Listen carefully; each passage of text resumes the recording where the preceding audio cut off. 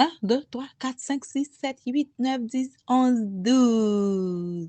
Chers amis de la classe Jardin, au nom de la communauté d'études quotidiennes, je vous dis bonsoir, bonjour.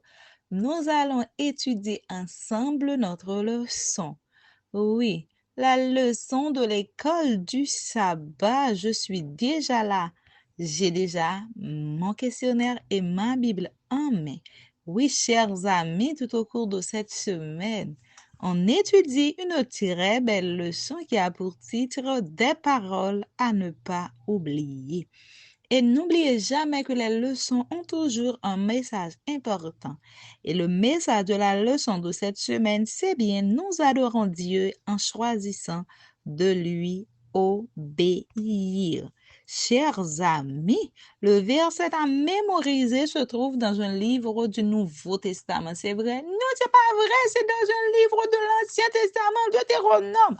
Bravo, c'est dans le livre de Deutéronome 11, verset 13, que nous trouvons le verset à mémoriser de la leçon de cette semaine. Oui, chers amis, tout au cours de cette leçon, on va parler de Moïse qui était un ami de Jésus, un ami de Dieu. Moïse était celui qui était allé auprès de Pharaon parce qu'il était un messager pour notre Dieu. Malheureusement, chers amis, Moïse ne suivait pas à la lettre ce que Dieu lui avait demandé de faire. Il était obligé de rester en chemin. Dieu avait dit à Moïse, malheureusement, tu ne pourras pas toucher la terre de Canaan que j'ai promis aux enfants d'Israël de leur donner. Mais ce qui est important, chers amis, Moïse était un vrai leader.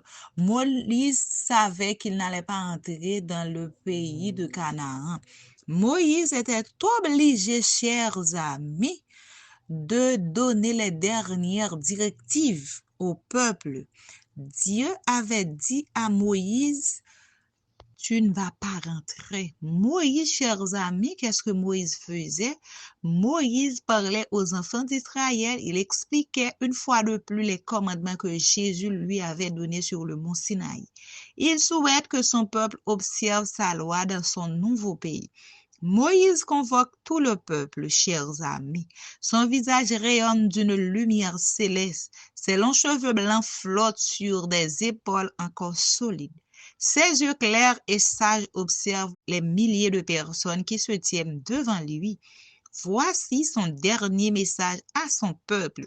Moïse était très ému, chers amis.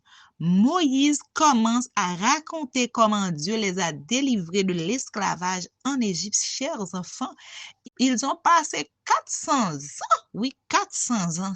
Est-ce que tu peux compter pour arriver sur 400? Oui, 400 ans, le peuple a passé en esclavage en Égypte. Il leur rappelle les grands miracles que Dieu a opérés pour eux. Par exemple, la mer Rouge qui s'est séparée en deux.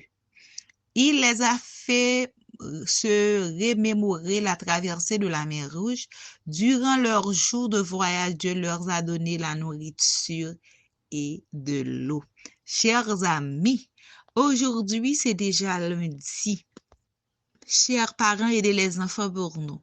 Pendant le culte de famille, lisez ensemble Deutéronome 4, verset 32 à 40 et discutez-en. Relis le verset 33. De quel incident Moïse parle? Moïse parle-t-il de ces choses? Voir verset 35. Moïse veut que nous le connaissions.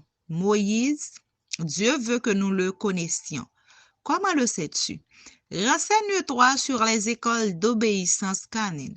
Regarde dans une encyclopédie. Pourquoi sont-elles utiles? Quel rapport y a-t-il entre une école d'obéissance canine et l'éducation que tes parents te donnent? Demande à Dieu de t'aider à toujours, chers amis, à être toujours obéissant. Oui, chers amis, ça a été un plaisir d'être avec vous. Je dois rentrer chez moi.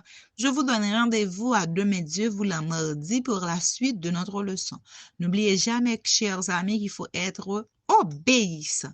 Bisous, à la prochaine.